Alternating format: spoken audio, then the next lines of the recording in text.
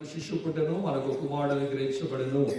ఆయన పేరు ఏంటంటే ఆశ్చర్యకరుడు. యేసుక్రీస్తు ప్రభు వారికి ఆశ్చర్యకరుడు అనే పేరు పెట్టబడను అని క్రీస్తుకు పూర్వం 600 సంవత్సరాల క్రితమే యెషయా అనే ప్రవక్త ప్రవచిస్తూ వచ్చాడు.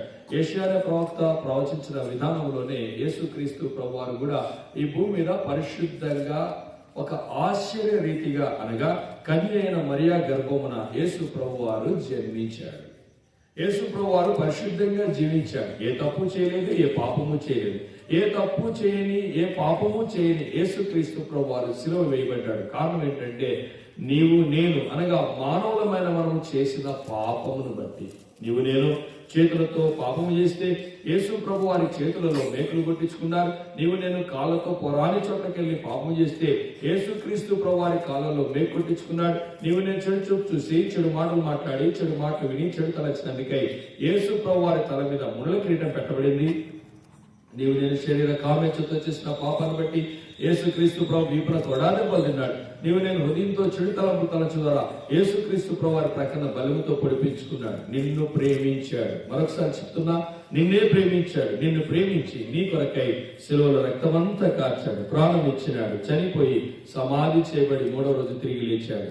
యేసు ప్రభు కార్చిన రక్తం ద్వారా మానవుని యొక్క పాపములు తీసివేయబడతాయి. యేసు ప్రభువా నేను పాపిని, యేసు ప్రభువా నేను పాపిని, నా పాపములు క్షమించు, నీ రక్తంతో నా పాపం కడుగు, నా జీవితాన్ని మార్చని హృదయపూర్వకంగా నీ పాపములు ఒప్పుకుంటే యేసు ప్రభు వారు నీ పాపాలు క్షమిస్తాడు, నీ జీవితాన్ని మారుస్తాడు, శాంతినిస్తాడు, సంతోషమిస్తాడు, నెమ్మదిస్తాడు, చనిపోతే పరలోక రాజ్యం ఇస్తాడు.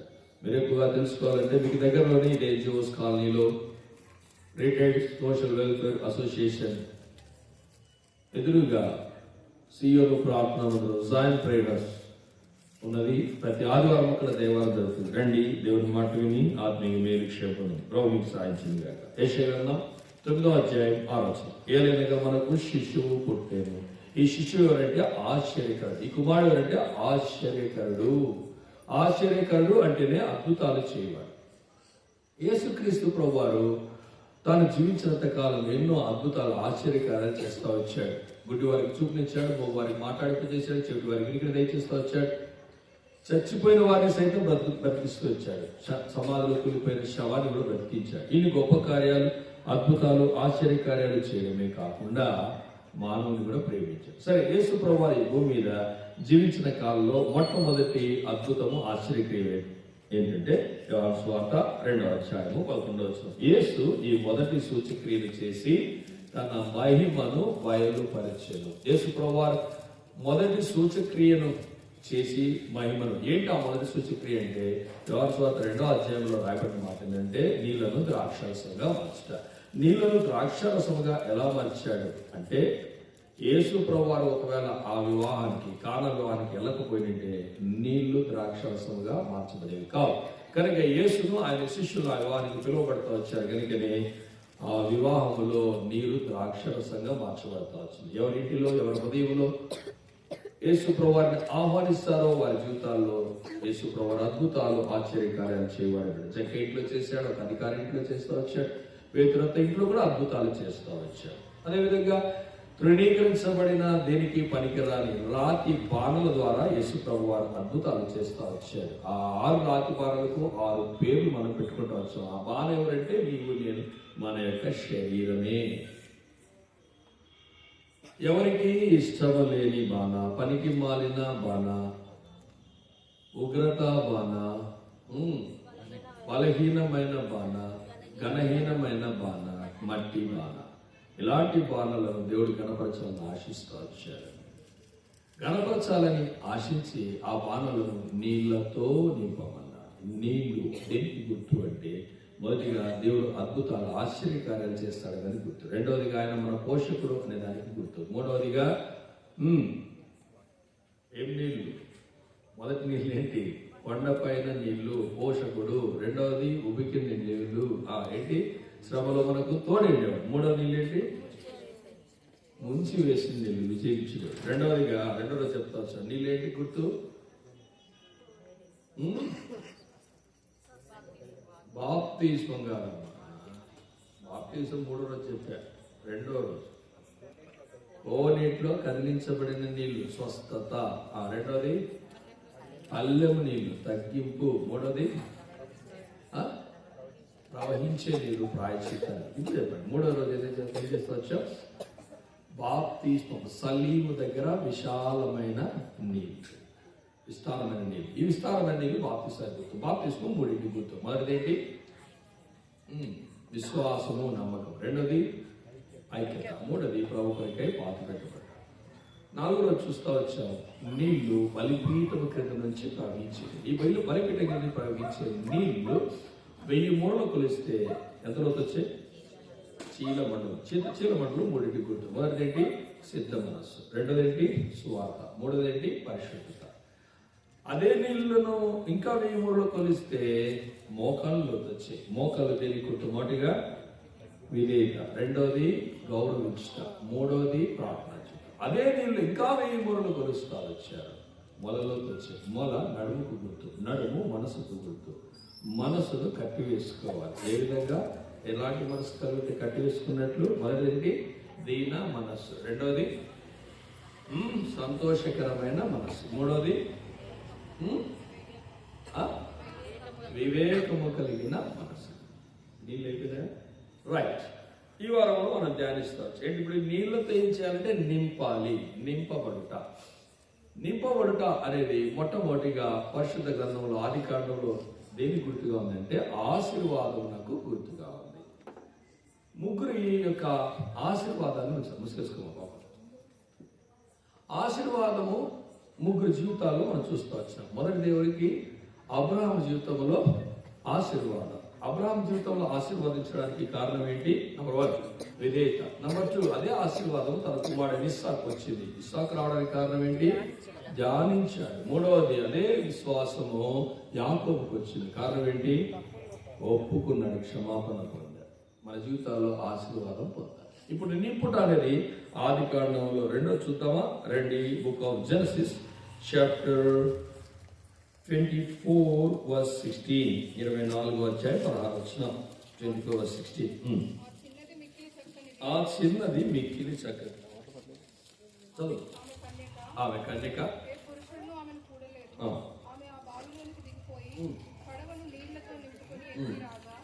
కడవను నీళ్లతో నింపుకొని ఎక్కి రాగా. వచ్చిన తర్వాత జరిగిన సంఘటన మీకు అందరికీ తెలుసు. ఏం జరిగింది అక్కడ? ఏం జరిగింది? ఏం జరిగింది? తర్వాత కండిషన్ చూడండి. ఆ సేవకుడు ఆమెను ఎదుర్కొంటకు పరిగెత్తి,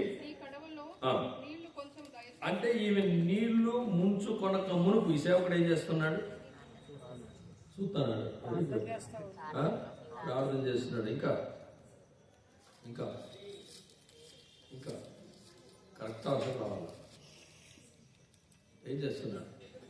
దేవుని చిత్తం కోసం ఎదురు చూస్తున్నాడు. ప్రభా, ఏ చిన్నది నీరెత్తుకొని నా దగ్గరకు వస్తే నేను వెళ్ళి అమ్మ నాకు దాహానికి నీళ్ళు ఇవ్వు అంటే ఏం చేయాలా? ఏం చేయాలా? నీవు తాగు, నీతో పాటు నీ వంటలకు కూడా పోస్తా అని చెప్పాలి. అప్పుడేంటది? దేవుడు చెప్పాలి. అంటే ఈమె నీళ్ళు నింపుకునింది, తీసుకునింది, వచ్చింది. ఇప్పుడు ఇదేంటి? దేవుడి చిత్తం. ఒకవేళ దేవుడి చిత్తం లేకపోతే ఈమె అక్కడ నీళ్లు ముంచేది కాదు, ఆ సమయాన్ని తీసుకుని వచ్చేది కాదు, సేవకుడిని పోసేది కాదు, సేవకుడి మనసులోని మాటలు బయట చెప్పేది కాదు. నీటిని నింపుట అంటే రెండవ అర్థం ఏంటంటే దేవుని చిత్తం కనుక్కుంటా. దేవుని చిత్తం అంటే ఏంటి? తెస్సలోనికైయులకు రాసిన పత్రికలో 3 దేవుని చిత్తాలు ఉన్నాయి. రండి చూద్దామా. మొట్టమొదటి 1 తెస్సలోనికైయులు 4వ అధ్యాయం 3వ వచనం. 1 Thessalonians chapter 4:3 అనగా మీరు పరిశుద్ధులగుటయే అనగా మొట్టమొదటిగా పరిశుద్ధులగుట దేవుని చిత్తము. దేవుని చిత్తం ఏంటండి? పరిశుద్ధులు. ఎందుకు మనం పరిశుద్ధులు అవ్వాలి అంటే బైబిల్ గ్రంథంలో దేవాది దేవుడు సర్వాన్ని సృష్టించిన సృష్టికర్త అయిన దేవుడు చెప్పిన మాట తెలుసా? నా వెనకాల చెప్పినంత, నేను పరిశుద్ధులైన ప్రకారము మీరును సమస్త ప్రవర్తన యందు పరిశుద్ధులైండి. Be holy because I am holy. అర్థమవుతుందా? మీరందరూ పరిశుద్ధంగా ఉండాలి. ఎందుకంటే నేను పరిశుద్ధుడిని. యేసుక్రీస్తు ప్రభు వారు పరిశుద్ధుడు. జన్మలో పరిశుద్ధత, జీవించిన జీవితంలో పరిశుద్ధత. యేసుక్రీస్తు ప్రభువులో పాపాన్ని ఇంతవరకు ఎవరు చూపించలేరు. ఎందుకు తెలుసా? ఆయన జన్మలో పాపం లేదు, జీవించిన జీవితంలో పాపం లేదు. ఈ రోజు దాకా యేసు ప్రభువులో ఎవరు పాపాన్ని చూపించలేకపోయారు. కారణం తెలుసా? పరిశుద్ధులైన దేవుడు. ఈ పరిశుద్ధులైన దేవుడు ఏం చెప్తున్నాడంటే మీరు కూడా పరిశుద్ధులుగా ఉండాలి. చెప్పులు తీసుకుని పోవాలా?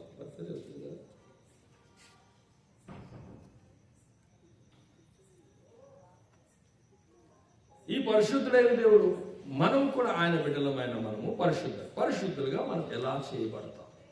ఇది ప్రశ్న. యేసు రక్తము ప్రతి పాపము నుండి మనలను చెప్పాలంటే పరిశుద్ధపరచు. యేసుక్రీస్తు ప్రభు వారి రక్తం ద్వారా నీవు పరిశుద్ధపరచబడతావు. యేసుక్రీస్తు ప్రభు రక్తం లేకపోతే పాప క్షమాపణ లేదు, పరిశుద్ధత లేదు, పవిత్రత లేదు. చూడండి, భూమి మీద ఒక చిన్న బలహీనతను లేదా ఒక చిన్న చెడు అలవాటును మానుకోవడానికి మానవుడు శతవిధాల ప్రయత్నం చేస్తాడు. ఒక రోజు ఉంటాడు, లేదా 4 రోజులు ఉంటాడు, లేదా 100 రోజులు ఉంటారు, లేదా సంవత్సరం ఉంటారు. తర్వాత మళ్ళా మొదటికి అదే పోయిన సంవత్సరం అంతా బాగుంటాడు. అప్పుడే తాగేటట్టు వాడు సంవత్సరం అంతా తాగకుండా ఉంటాడు. మటుతో ఉన్నాడు మానుకోలేదు. కానీ యేసు ప్రభువుని నమ్మిన ప్రతి ఒక్క జీవితం గుర్తుపెట్టుకో. క్రైస్తవులందరూ కాదు, యేసు ప్రభు పేరు పెట్టుకున్నది కాదు. యేసు ప్రభువును హృదయంలో చేర్చుకున్న వారు ఎవరైనా సరే ఎటువంటి చెడు అలవాటునైనా జయించగలరు, ఎటువంటి చెడు అలవాటునైనా మానుకోగలరు. అర్థమైందా? ఇప్పుడు ఈ దినాల్లో ఆ బస్సులలో మనం వెళ్తుంటే మనకు కనిపిస్తుంది, మీ ఇంట్లో ఎవరైనా త్రాగుబోతున్నారా, మా దగ్గరికి రండి, మానిపించగలం. ఏంది? మెడిసిన్ ఇస్తాడు. ఆ మెడిసిన్ ఏంటి? ఆ మెడిసిన్ వేసుకుని తాగితే మళ్ళీ కక్కుతాడు. అట్లా కక్కి వాడు అలవాటు మానేస్తాడు అనుకుంటారు. కొద్ది రోజుల తర్వాత మెడిసిన్ కూడా మానేస్తారు. మళ్ళీ ఏమవుతుంది? ఏం చూసారు? సులువా? అర్థమవుతుందా? అది యేసు ప్రభు దగ్గరికి వస్తే దెర్ ఇస్ నో మెడిసిన్. మందు అవసరం, ఏమవుతుంది? ప్రభు, నేను పాపిని, నా పాపమును బట్టి నాకు శిక్ష ఉంది, నేను నిన్ను నమ్ముతున్నా, నువ్వు నా కొరకే చనిపోయి తిరిగి లేచావు, నా పాపాన్ని క్షమించు, నీ రక్తంతో నా పాపం కడుగు అని హృదయపూర్వకంగా పాపం ఒప్పుకుంటే యేసు ప్రభువు నీ హృదయంలోకి వచ్చి నీ పాపాలు క్షమించి నీ జీవితాన్ని మారుస్తాడు. మళ్ళీ నువ్వు తాగలేవు, మళ్ళీ నువ్వు పాపం చేయలేవు. అది యేసు ప్రభువులో గొప్ప. కనుక దేవుని చిత్తము అంటే ఏం చేస్తాం? మొట్టమొదటిగా మనము పరిశుద్ధులగుటయే. ఇక్కడ కూర్చున్న నీవు దేవుని మాట ఉంటున్నావు, ఇంకా నువ్వు పరిశుద్ధంగా లేవా? ఇంకా పరిశుద్ధపరచబడలేదా? ప్రభు దగ్గరికి రా. ప్రభువా, నేను పాపిని, నన్ను క్షమించు, నన్ను పరిశుద్ధపరచు, నన్ను పవిత్రపరచు, నా హృదయంలోకి రా, నా హృదయంలో పాపాన్నంతా తీసివేయి. హృదయపూర్వకంగా నీ జీవితంలో ప్రభు దగ్గర పశ్చాత్తాపడితే, క్షమాపణ పొందితే ప్రభు నిన్ను క్షమించే దేవుడిగా ఉన్నాడు, నిన్ను పరిశుద్ధపరిచే దేవుడిగా ఉన్నాడు. కారణం ఏంటంటే పరిశుద్ధ. కనుక దేవుని చిత్తము అంటే మొదటిదేంటి? పరిశుద్ధులంట. బైబిల్లో ఆ విధంగా పరిశుద్ధపరచబడిన వారు చాలా మంది ఉన్నారు. ఉదాహరణకు చెప్పాలంటే మనకు వాళ్ళ దేనికి వచ్చినాం?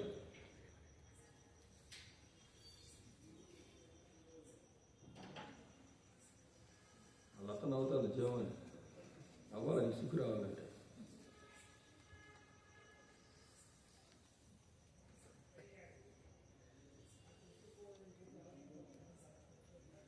భయపడతాను, నిన్నరిస్తే ఉలికిపోయాడు, ఆయన ఉలికిపోతాడు, నేను నిద్ర కూడా ఉలికిపోయాడు. నీ దెబ్బకి చలికి బాగా నచ్చబోదని కూర్చుంటాను. యేసుక్రీస్తు ప్రభు వారిని జీవితంలో చేర్చుకోవడం ద్వారా, హృదయంలో చేర్చుకోవడం ద్వారా పరిశుద్ధులైన మనకు అందరికీ తెలిసిన వ్యక్తి ఎవరంటే లోకాసువార్త 19వ అధ్యాయంలో ఎవరు? జక్క అంటే అర్థం ఏంటి చెప్పాను ముందు నేను. పవిత్రుడా అపవిత్రుడా? గట్టి చెప్పండి. పవిత్రుడు. జీవితం ఎట్లుంది? ఎట్లున్నారు? ఎట్లా తెలుసు మీకు?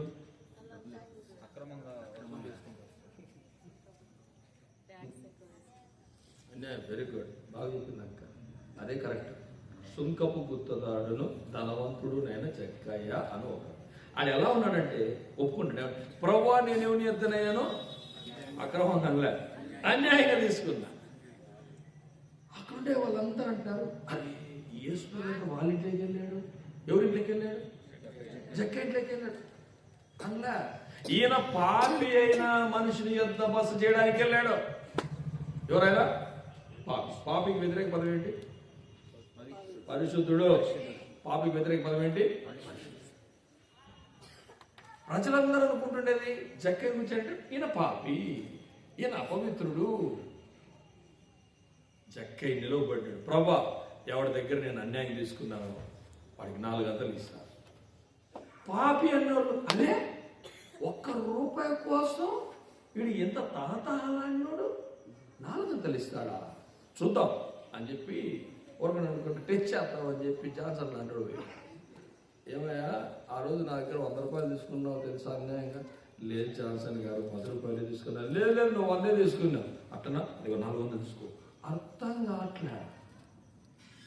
జాన్సన్ మించిన పాపి నేను ఆ రోజు ₹1000 ఇచ్చాను కదా.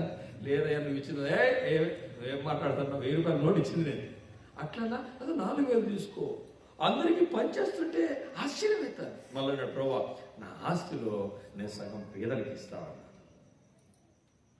ఏ మనుషులైతే పాపి యొద్ద బస చేయగలరని చదువుకున్నారు, ఆ మనుషులు నోరు తెచ్చుకొని చెప్తున్నారు, ఏంటిది, ఇది నిజమా కదా అని పక్కన వారే ఒకసారి గిల్లు అన్నారని తెలియదు. వాస్తవం ఏంటి తెలుసా? యేసు ప్రభువు హృదయంలో చేర్చుకోవడం ద్వారా పరిశుద్ధత, పవిత్రత వచ్చేసింది. అర్థమైందా? దేవుని చిత్తం అంటే ఏంటి తెలుసా? పరిశుద్ధపరచబడాలి. జక్కయ్య పరిశుద్ధపరచబడ్డాడు. నీవు నేను మనమందరం కూడా పరిశుద్ధపరచబడాలి. ఇది మనం రెండో చూద్దామా? తెస్సలోనికీయులకు రాసిన పత్రిక 4:5. 1 Thessalonians chapter 4:5.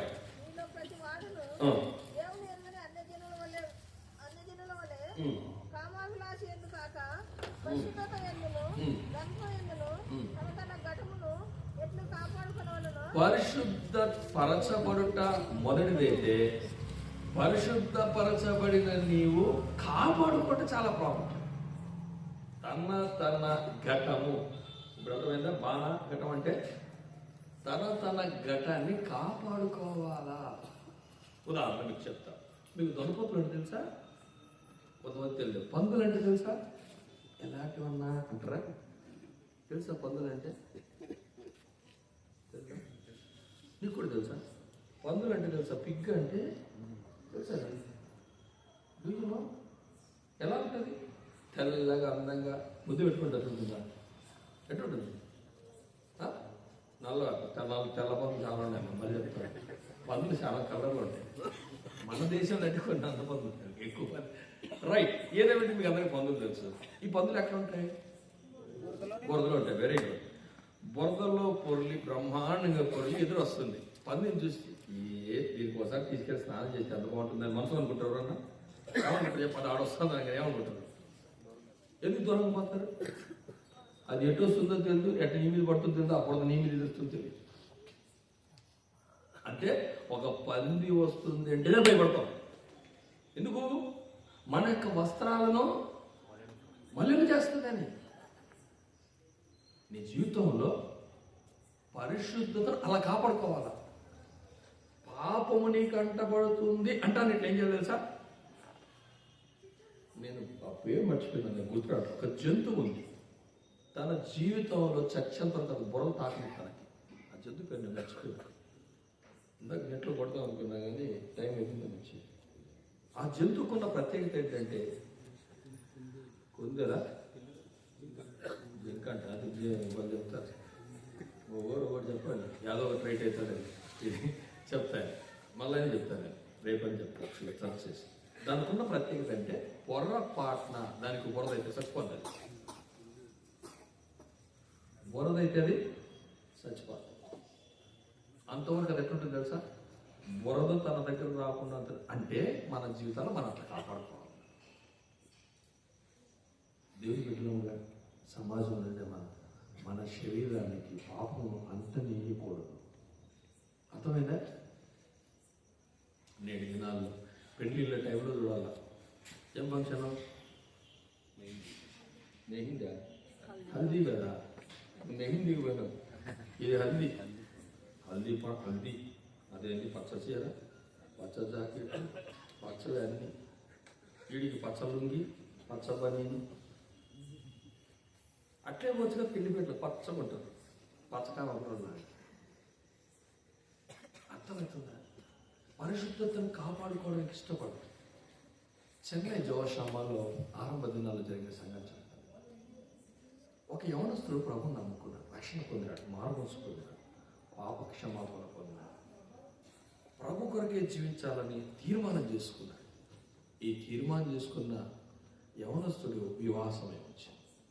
ఎట్టకేలకి ఒక విశ్వాసనే ఎంచుకున్నాడు. వాళ్ళ తల్లిదండ్రులందరినీ ఒప్పించుకున్నాడు. వివాహం డేట్ అయిపోయింది, రేపు వివాహం. వాళ్ళ ఇంట్లో ఉండే వాళ్ళందరూ ఏమంటారు తెలుసా? హల్దీ ఫంక్షన్ చేయాలి. ఏం చేయాలా? హల్దీ ఫంక్షన్ చేయాలి. వాళ్ళ నాన్న వచ్చేస్తున్నాడు. దేనికోసం? హల్దీ చేయాల్సిందే. అబ్బాయి చెప్పిన మాట తెలుసా? నా శరీరము పరిశుద్ధమైన శరీరం, నా శరీరము హృదయంలో యేసు ప్రభు ఉన్నాడు. నా శరీరాన్ని టచ్ చేస్తే శాపగ్రస్తుడైతే జాగ్రత్త. ఏం మాట్లాడుతున్నావురా? నీకు శరీరం ఇచ్చింది నేను, నిన్ను కనింది నేనంటే. అబ్బాయి చెప్పిన మాట తెలుసా? నువ్వు కనిండొచ్చు, కానీ నా పాపాన్ని నువ్వు పరిశుభ్రపరచాల. నా పాపాన్ని నువ్వు పరిశుద్ధపరచాల. యేసు ప్రభు నా పాపాన్ని పరిశుద్ధపరిచాడు. నా శరీరం, నా ఆత్మ, నా దేహం అంతా యేసు ప్రభు. పొరపాటున హల్దీ పసుపు ఏదన్నా నా శరీరాన్ని టచ్ చేసావు చచ్చిపోతా అన్నాడు. దెబ్బ కుటుంబీకులు 10 సంవత్సరాలు ఒక్కరు కూడా బాగున్నారు. ఈ అబ్బాయి కుటుంబాన్ని దేవుని మందిరానికి, దేవునికి దూరం చేశాడు, దగ్గర తెచ్చాడు. అది చెప్పాడు. మనమైతే ఉంటుంది తెలుసు.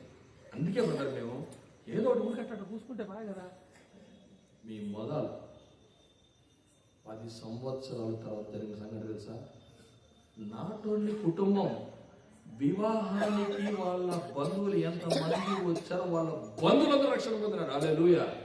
అది ప్రభు కొరకు పరిశుద్ధతను కాపాడుకుంటూ వచ్చారు. మనం ఏమనుకుంటా అంటే ఇది అతిభక్తితోనే కదా ఏదంట, అతిభక్తి.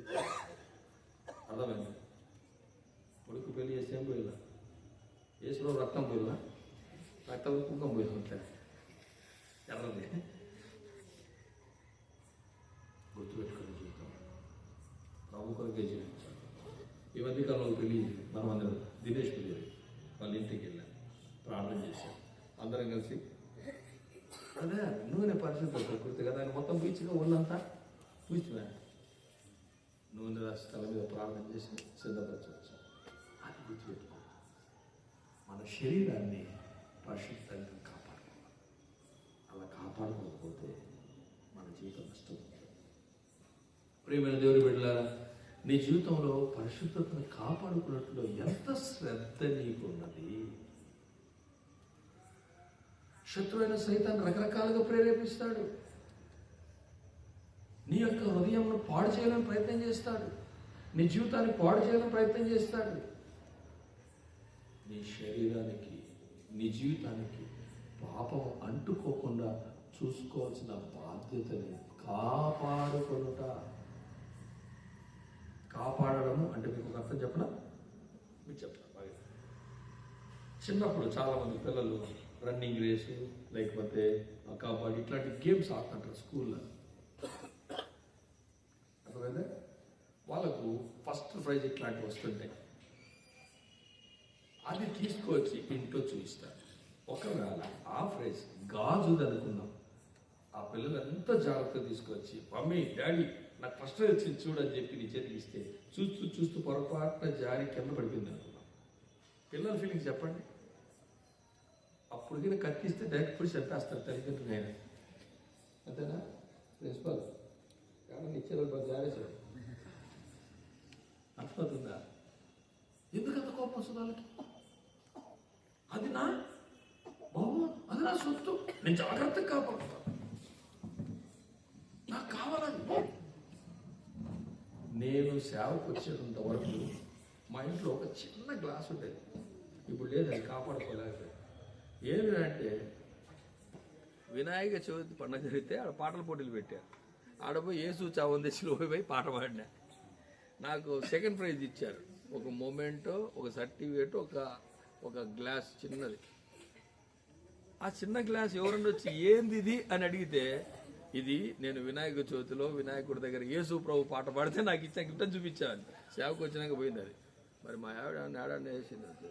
ఆ గ్లాస్ మొగమే చూడాలంటది ఆవిడ. ఇప్పుడు అడిగితే ఎందుకు తెలుసా, చూసినా నన్ను ఆడబెట్టని చెప్పి అని అడుగుతాను. లేదు పని కాపాడుకోనాలా. ఆఫ్టర్ ఒక బహుమానాన్ని మనం కాపాడుకుంటే నీ శరీరాన్ని వేగంగా కాపాడు. దేవుడు నిన్ను ప్రేమించి ఇచ్చాడు.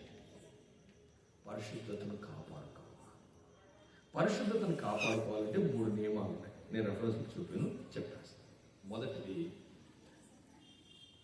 నేను పాపం చేయకున్నట్లు నా హృదయంలో నీ వాక్యం. అంటే హృదయం ఏం చేసుకోవాలా? పాపమును జయించుటకు అనుదినము ప్రార్థన చేయొచ్చు. ఈ 2 ఉండాలి. చెప్పండి. పరిశుద్ధంగా ఉండడానికి 2. మొదటిది ఏంటి? హృదయంలో వాక్యం. రెండోది, ఈ రెండింటితో పాటు 3వది తెలుసా? అనుదినము అభ్యాసం చేస్తున్నా. ప్రాక్టీస్. ఈ 2 ఉండి ప్రాక్టీస్ లేదనుకో, ఎప్పుడో దెబ్బతావు. ఈ రెండింటితో పాటు ఏం చేయాలా? వాటిని నీవు అన్వయించుకుంటూ అభ్యాసం చేయాలి. ప్రియమైన దేవుని బిడ్డలారా, నీ జీవితంలో పరిశుద్ధతను కాపాడుకుంటున్నావా? ఇది దేవుని చిత్తం. రండి 3వది చూడండి. 1 Thessalonians 5వ అధ్యాయం 18వ వచనం. 1 Thessalonians chapter 5 verse 18. ఈలాగు చేయుట మీ విషయంలో దేవుని చిత్తము. ఆత్మను ఆర్పకుడి, ప్రవచించుటకును నిర్లక్ష్యం చేయకుడి. 1 Thessalonians 5:18. ప్రతి విషయమునందు కృతజ్ఞతాస్తుతులు చెల్లించుడి. ప్రతి విషయమునందును కృతజ్ఞతాస్తుతులు చెల్లించుడి. ఇలాగు చేయుట యేసుక్రీస్తునందు మీ విషయంలో. 3వది కృతజ్ఞతాస్తుతులు చెల్లించుట.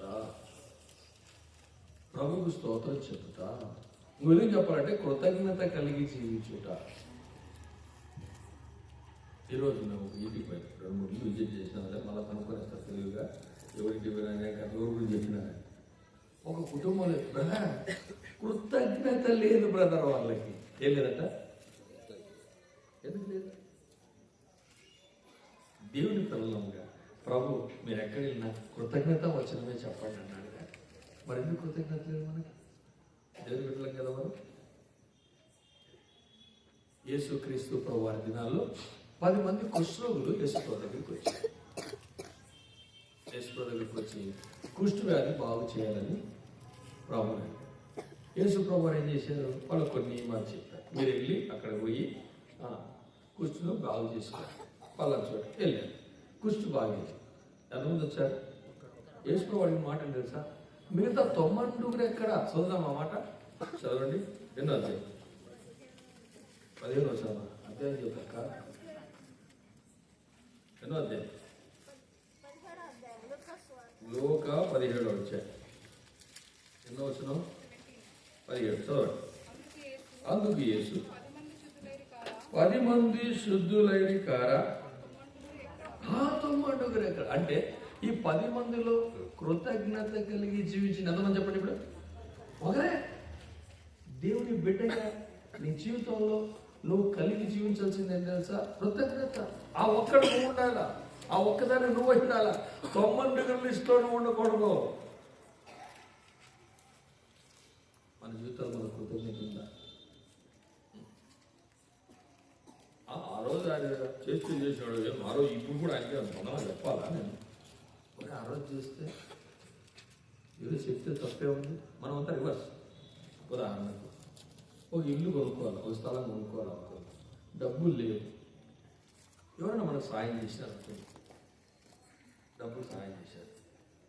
జీవితాంతం నువ్వు చేసిందంటే ఆయన పోయి దండం పెట్టేసి నువ్వు నాకు ఆ రోజు ఇంటికి డబ్బులు ఇచ్చినావు, నాటకానికి డబ్బులు ఇచ్చినావు అని చెప్పడం అవసరం లేదు. నీ జీవితం ద్వారా కృతజ్ఞత కలిగితే చాలు. కొంతమంది ఏం చేస్తారు తెలుసా? డబ్బులు ఇచ్చింది మర్చిపోతారు, అన్నీ మర్చిపోయి తొక్కే ప్రయత్నం చేస్తారు. దాన్ని కృతజ్ఞత అంటారు. కృతజ్ఞత వేరు, కృతజ్ఞత వేరు. జస్ట్ చిన్న డిఫరెన్స్. నీ జీవితంలో ఏది కలిగి ఉందా నీ కృతజ్ఞత? మర్చిపోతాం. అందుకే కీర్తనకాడు 103 కీర్తన తెలుసా, నా ప్రాణమా యెహోవాను సన్నిధించు, ఆయన చేసిన ఉపకారాల్లో అన్నీ మర్చిపోన్నాడా? కొన్ని మర్చిపోన్నాడా? ఏది మర్చిపోవద్దు. ఎందుకు తెలుసా? కృతజ్ఞత కలిగి జీవించు. అదే దేవుని చిత్తం. బైబిల్ గ్రంథంలో మనం చూస్తే తన జీవితం అంతా కృతజ్ఞతతో నింపబడి ఆ కృతజ్ఞత కలిగి జీవిస్తూ వచ్చాడు. ఆయన ఎవరంటే దావీదు మహారాజు. దావీదు, నీకు ఇష్టమైన పాట ఏంటయ్యా? అయ్యో ఎంత అవతల పడి, లేకపోతే నాకే దానికి బాప్తిజం ఇస్తా. దెబ్బకి ఇంకా భవిష్యత్తులో మోగం కూడా బాగుంది. దావీదు నీకు ఇష్టమైన పాట ఏదైనా చెప్పాయంటే, దావీదు పాడిన పాట ఏంటి తెలుసా? పెంట కుప్ప నుండి నన్ను లేవానెత్తితివి, దరిద్రుడనైనా నన్ను రాజు. యారాజు చిన్నరాజు చేశాడా పెద్దరాజు చేశాడా? చిన్నగా ఉంటేనే పెద్ద చేశాడు, చిన్నగా లేకపోతే పెద్ద. నేను అంటాను చిన్నరాజు కానీ పెద్దరాజు పేరు చిన్నరాజు. పెద్దరాజు అంటే దరిద్రం అయ్యేవాడు నన్ను, చిన్నరాజు కాబట్టి దేవుడు దీవించాడు. అర్థమైందా? ప్రభు దీవించాలి, ప్రభు ఆశీర్వదించాలి అంటే కృతజ్ఞత కలిగి జీవించాలి. ఆయన పొగడం కాదు కానీ మరి ఆయన హృదయపూర్వకంగా చెప్తాడు, శరీరంగా పెదుగు చెప్తాడు, నాకే తెలియదు కదా. నాకు కొన్ని చెప్పేటి కొన్ని మేలు కలిగి నేను చెప్తాను. రేపు పెళ్ళి పోవాలో తెలుసా? నేను ఎలా ఉన్నాను, మందిరంలో మీటింగ్ ఉంది తెలుసా అంటే నేను పోనండి. నీకు వెడ్డింగ్ కార్డు ఎవరికి ఇచ్చినారా? స్వామి మందిరంలో ఎవరికినా అంటే అయినా పర్లేదన్నా, నాకు స్థానిక మాత్రం ఇంపార్టెంట్. దట్ ఈస్ కాల్డ్ కృతజ్ఞత. మేము మా దేవుని మందిరాన్ని విడిచిపెట్టాం, అది కృతజ్ఞత. అరే కొన్ని ఎవరు ఇచ్చాడు, ఎవరు పోయేసు, ఎవరికి? రూతుకు. కృతజ్ఞత కలిగి అదే పొలానికి పోయింది. ఏమైంది పొలానికి? వడ్డీకి రాలే, విడిచిపెట్ల. ఉందా మనకు కృతజ్ఞత? లోకంలో సాగు చెప్తారు, చెరువు మీద అలిగి కడుక్కోకుండా వచ్చాడంట. మళ్ళా మీకు అర్థం కాదు కదా? మీకు అర్థం లేదు. ఒక ఊర్లో చెరువు ఉంది, వాడికి కక్క వచ్చింది, పోయినాడు కూర్చున్నాడు. ఇప్పుడు కడుక్కోవాల్సింది ఎక్కడ? చెరువులో. చెరువు మీద వాడు కోపం ఉందంట, నేను కడుక్కోను అని చెప్పేసి వచ్చేసినాడు. కంపు ఎవరికి కొట్టేది? కడుక్కోనాడు కన్నా వాడి కాదు మన బతుకది. ఒకవేళ నీకు సాటి సహోదరుడితో లేదా సేవకుడితో లేదా సంఘ సమస్య ఉండొచ్చు, సమస్యలాగా ఉండకుండా పోదు. సియోని ఏం చేసింది? నువ్వు సియోని మీద అలిగితే ఎట్లా? కంపు కొట్టేది నీ జీవితమే. ఇంకో వాసన వచ్చినట్టు అప్పుడు పెట్టేసింది. అర్థమవుతుందా? అర్థమవుతుందా? సియోను కృతజ్ఞత కలిగి జీవించు. సియోను నీ కోసం ప్రార్థన చేస్తుంది. సియోను నిన్ను ఆత్మీయంగా పోషిస్తా ఉంది. సియోను నిన్ను ఆత్మీయంగా అభివృద్ధిలోకి తెస్తా ఉంది. మనుషుల మీద అలిగినా పర్లేదు, సంఘం మీద అలగకూడదు. అట్లని చెప్పి మనుషుల మీద అలిగి కూర్చోలేదు. అర్థమైందా? ఇంకో విధంగా చెప్పాలంటే మన భాషలో, నీ భార్య మీద అలుగు కానీ అన్నం మీద అలగద్దు అని, మీ ఆయన మీద అలుగు కానీ తినే దాని మీద అలగద్దు అని అంటారు. అర్థమైందా? కొంతమంది అంటారు నాకేం వద్దుకుంటారు, మధ్యరాత్రులంతా గుడుగుడు అంటే లేచి పోయి కిచెన్లో మెల్లగా తీసంటే కరెక్ట్గా మీకు విషయం చెప్తా చూడండి. ఎప్పుడైనా జాగ్రత్తగా తీయాలంటే అప్పుడు కింద పడతాయి. తెలుసా మీకు? అబ్జర్వ్ చేస్తారు మీరు? ఏమైనా అబ్జర్వ్ చేసినారా? ప్రభుత్వంక ఎవడైనా ప్లేట్ తీసినాడేమో కిచెన్లో. నేనైతే ఆ పని చేయను. నేను అడిగినట్టు శుభ్రంగా వెళ్ళి హోటల్ తినేసి వచ్చేస్తాయి. పంచాయతీ ఉంటుంది, శబ్దము రాదు, ఏమీ రాదు. అలా నేను అలిగినట్టు మీరు అలిగారు. ప్రియమైన దేవుడు చెప్పేవాడు అంటే తెలుసా, మన జీవితాల్లో మనం మొట్టమొదటిగా దేవుని కృతజ్ఞత కలిగి ఉండాలి. రెండవదిగా మనల్ని ప్రభువునకు నడిపించిన వారి కృతజ్ఞత కలిగి ఉండాలి. మూడవదిగా నీ కొరకై చచ్చిపోయేంత వరకు ప్రార్థన చేసి నిన్ను ఆత్మీయంగా కట్టే దేవుని సంఘానికి కృతజ్ఞత కలిగి ఉన్నాడు. ఈ రోజు దిగి చెప్తాడు చంద్రాదన్న ఏమని ఏ చెప్పారు మిగిలిగా కృపావరం ఈ పిల్లని పెళ్లి చేసుకోవాలన్నాడు అన్న. ఆంటీ చెప్పింది రే ఆ పిల్లని పెళ్లి చేసుకుంటే ప్రభావితం చేసుకోవాలని అంట. అంతే అయిపోయినాడు ఫ్లాట్. ఆనందం చూడు. పెళ్లి దగ్గరికి వెళ్ళారు. ఒకసారి ఊహించుకొని పెళ్లి రోజు ఎట్లా ఎందుకన్నా చేసుకుంటున్నాను దాని మనసులో అనుకున్నా లేదు అనుకునే వాళ్ళు పైకి పోయినా వాళ్ళు కథ ఉంటుంది. పొరపాటున అనుకున్నా అన్నాడు పేరనుకో అని నాకు అక్క ఒట్టికి చెప్పి అన్నకి అన్నాడు. గుర్తు ఈరోజు కూడా తలుచుకుంటాడు శాపం. ఎందుకు సంఘం అన్నా బైబిల్ మోసుకొని పోయారు. ఎవరు ఈరోజు పొద్దున సుధాకర్ కూడా చెప్తాను అనుకుంటా. ఎవరికి చెప్పింది కాదు నేను ఎవరికో కొత్త నేను ఇట్లా శాపం దగ్గర పాటల ముక్కు బైబిల్ మోసుకొని పోయేవాడిని. ఎస్ అంటు కట్టుబడి ఉండాలా, కృతజ్ఞత కలిగి జీవించాలా. దేవుడు నీ కృతజ్ఞత స్వభావాన్ని చూసి నేను ఇచ్చిస్తాను. బ్రదర్ అన్ని మందిరాల్లో వారు సీఎల గురించి వేరలేదు బ్రదర్, అంత తొక్కేది కదా. దేవుడి లేపితే నేను ఒక్కలేదు. ఒక ఆయన చెప్పాడు నువ్వు పోరా ఆడ చెప్పులు సంగతి రూపాయలు మరి ఈడేం చేస్తున్నావు నువ్వు పాటలు పడతావు కదా పులిపిట్ట మీద పోరా అన్నాడంట. ఎవరి మాట విన్నా ఇద్దరు మాట విన్నాడు. ఇప్పుడు సంగతితో కూర్చున్నాడు. జగమాట కూడా దగ్గర అర్థమైందా ఎక్కడి నుంచి రావాలో మన పరిచయగా. మా మరదలు చెప్తాడు నిన్న మాట్లాడి నా స్థానం ఇవ్వాలి అక్కడి నుంచి వచ్చా నేను. ఏం మర్చిపోవచ్చుగా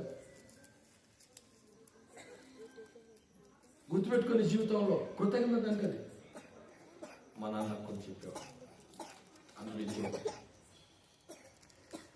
నీ కొరకు ప్రార్థన చేసేవారికి, నీ మేలు కోరేవారికి, నిన్ను ప్రభు దగ్గర నడిపించిన వాళ్ళకి, నిన్ను ఆత్మీయంగా కట్టేటోళ్ళకి నువ్వేం చెప్పాలంటే నిన్ను తిట్టి కొట్టి నువ్వు ఆత్మీయంగా బలపరచబడాలనేటోళ్ళకి నువ్వు కృతజ్ఞతగా జీవించాలి.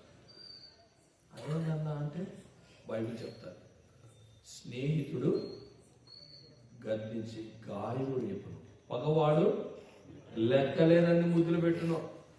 నువ్వు ఏం చెప్తే రైట్ అనేటోడు నీ పగవాడు. అది తప్పు బ్రదర్, అలా చేయకూడదు, ఇలా పోవాలి. అలా సిస్టర్ అది తప్పు, అలా చేయకూడదు, ఇలా పోవాలి, ఇలా చేయాలి అని చెప్పే వాడే నీ స్నేహితుడు అని చెప్పే ఆ సహోదరి నీ స్నేహితుడా. నిన్ను సరిచేసే వాళ్ళు నీ స్నేహితులు, నిన్ను పొగిడేటోళ్ళు కాదు. నిన్ను పొగుడుతారు, ముంచేస్తారు. మునిగిపోయిన తర్వాత హ్యాపీగా ఎంజాయ్ చేస్తాడు, బాగా ఎంజాయ్ చేస్తాడు. అలాంటి వాడు ఒకడు ఉన్నాడు బైబిల్లో. వాడి పేరు తెలుసా? యెహోనాదాబు. ఎవరి ఫ్రెండ్ తెలుసా? అమ్నోనుకు స్నేహితుడు. ముంచేసినాడు, మునిగిపోతే ఎంజాయ్ చేస్తాడు. అరే ఇది తప్పురా అని చెప్పలా, ఇది పొరపాటు అని చెప్పలా. లోపల ఎంత కక్ష పెట్టుకున్నాడో తెలియదు. గుర్తుపెట్టుకో, నిన్ను సరిచేసేటోళ్ళకి, నిన్ను గాయపరిచి సరిచేసేటోళ్ళకి మలపుతున్నా ఏంటి, నిన్ను గాయపరిచి నీ మనసును గాయపరిచి నువ్వు ఒక స్థానానికి రావాలని గాయపరిచి సరి చేసేటోళ్ళు కృతజ్ఞత కలిగి జీవించు. ఇది ఒక్కటి చెప్పదు కదా, ఇంకేదైనా చెప్తుంటావు. ఎందుకు? అది ఇష్టం ఉండదు. సరి చేయబడ్డానికి ఎవరికైతే ఇష్టం ఉండదో వాళ్ళు ఏం చేస్తారు తెలుసా? భలే చెప్తారు లేక వాక్యం అంతా భలే చెప్తారు. వాక్యం కొంతమంది అంటారు ఆయన చెప్తాడు కానీ చేయడు కదా, ఆయన చెప్తాడు కానీ చేయకపోతే నీకెందుకు? బైబిల్ ఏం చెప్తుంది? మత్తయి సువార్త 23:7 తెలుసా? వాళ్ళు చెప్పుదిరే కానీ చెయ్యరు. కానీ మీరేం చేయాలా? వారు చెప్పు వాటన్నిటిని వినండి, అనుసరించి గైకొనండి, కానీ వారి క్రియలు చొప్పున చెయ్యి. మన జీవితాల్లో మనం కృతజ్ఞత కలిగి జీవించాలి. ఇది దేవుని చిత్తం. 3 చెప్పారు దేవుని చిత్తం. మొదటి ఏంటి?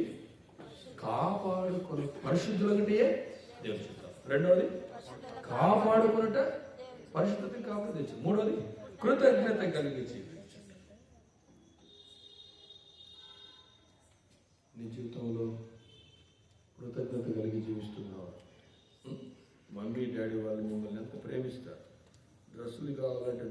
తీసిస్తారు, పెన్ను కావాలంటే పెన్ను తీసిస్తారు, ఏది కావాలంటే ఇస్తారు.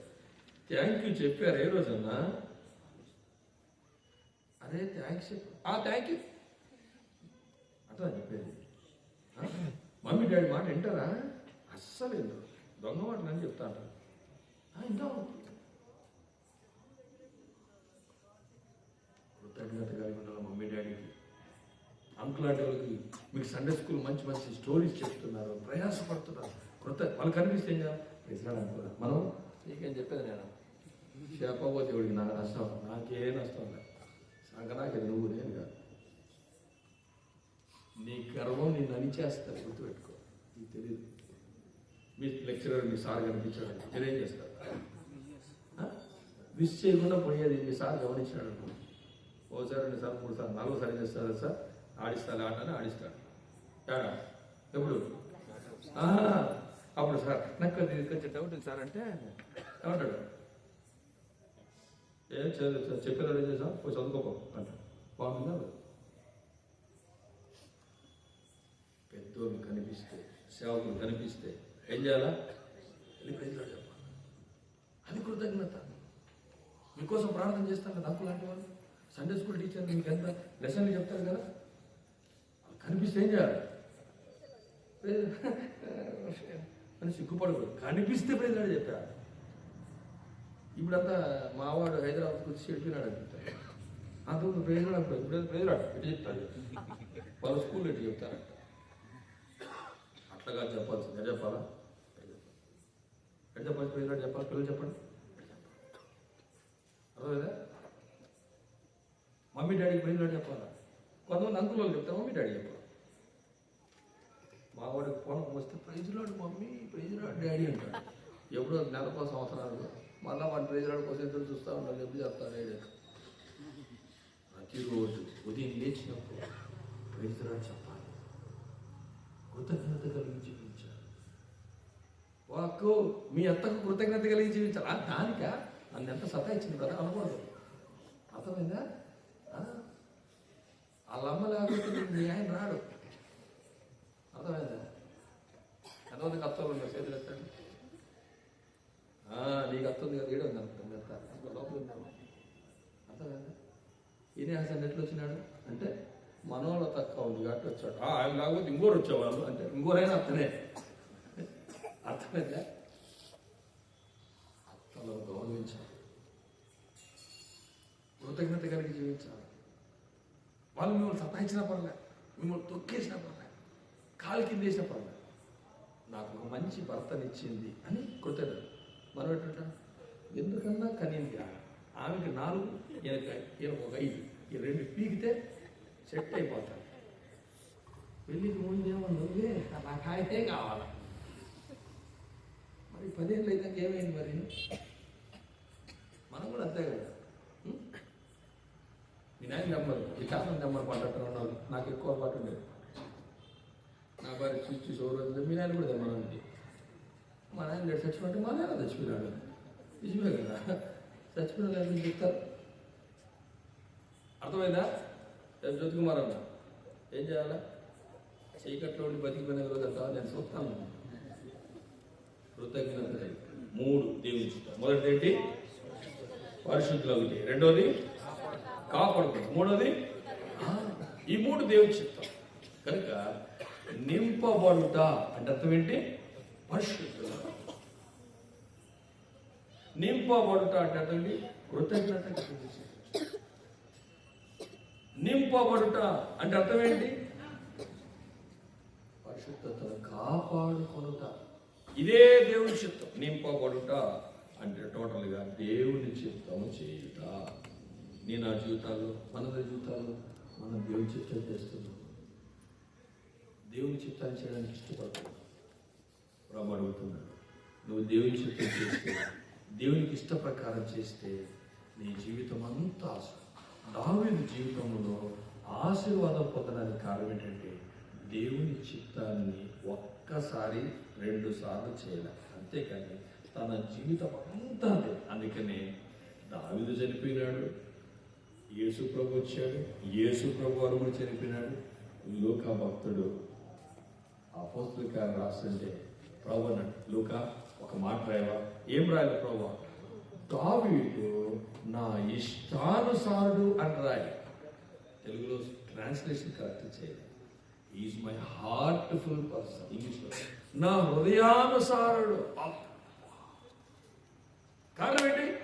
దేవుడు చెప్తాను ఎంత పర్ఫెక్ట్. ప్రభా నేను పోవాలంట, పో. వాళ్ళని పట్టిస్తారు, పట్టించడం అమ్మాడు. ప్రభా నేను ఏడు యూదా దేశం కరెక్ట్. ఎక్కడ పోవాలి? ఎప్పుడో నువ్వు ఎంత క్లియర్ నోటి చెప్తే అట్లా చేస్తాను. నేను నీ చిత్తం చెప్తే పాట అయితే పాడతాను.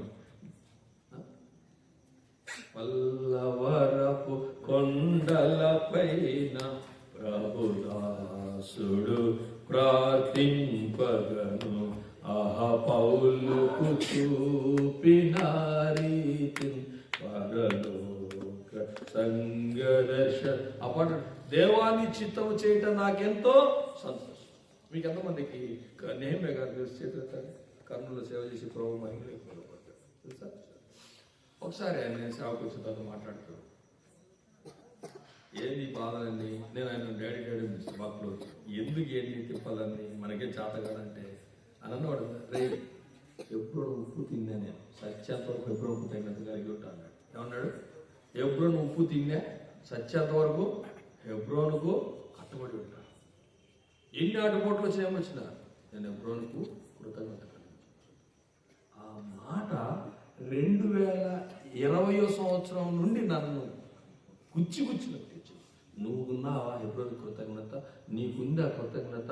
ఈరోజు ఈ స్థానంలో ఉన్నా అంటే హెబ్రోను కాలాన్ని కుచ్చి ఆడో ఉండాలని తీసుకొచ్చి మన హెబ్రోన్లో పెట్టి మన జీవితంలో మనం కలిగి ఉన్నామా? పరిశుద్ధంగా ఉన్నామా? పరిశుద్ధతను కాపాడుకున్నామా? కృతజ్ఞత కలిగి ఉన్నామా? మనం తీర్మానం చేసుకున్నాం. దావీదులాగా ఎంత బాగుంటుంది. ప్రియమైన దేవుడు మన జీవితంలో నింపబడుట. మీరు ఆ రాతి బాణం దేంతో నింపాలా? నీళ్లతో నింపుడి.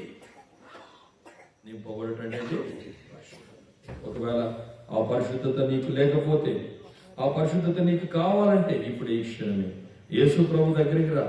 యేసు ప్రభు నిన్ను ప్రేమించిన దేవుడు, నీ కొరకై శిలువలో రక్తం కార్చిన దేవుడు, నీ కొరకై చనిపోయి సమాధి చేయబడి తిరిగి లేచిన దేవుడు. ప్రభువా నేను పాపిని, నా పాపాలు క్షమించు, నీ రక్తంతో నా పాపము కడుగు, నన్ను పరిశుద్ధపరచు అని హృదయపూర్వకంగా నీ పాపమును యేసుక్రీస్తు ప్రభు దగ్గర ఒప్పుకుంటే యేసుక్రీస్తు ప్రభు వారు నీ పాపాలు క్షమిస్తాడు, నీ జీవితాన్ని మారుస్తాడు, నీకు శాంతి, సంతోషము, నెమ్మది, సమాధానం ఇస్తాడు. చనిపోతే పరలోక రాజ్యంలో ఉంటావు. పరిశుద్ధురాలుగా చేసి పరలోక రాజ్యం ఇస్తాడు. ప్రభు వాటి కృపను మనందరికీ దయచేయగా. ఇందాక నేను చెప్పాను కదా జంతు గురించి. ఆ జంతు పేరంటే స్టాట్. మీకు ఇప్పుడు ఆల్రెడీ గ్రూప్లో పెట్టాను, మీటింగ్ అయిపోయినాక చూసుకోండి. అది చచ్చిపోతుంది కానీ బురద తరగకుండా ప్రాబ్లం చేసుకోండి.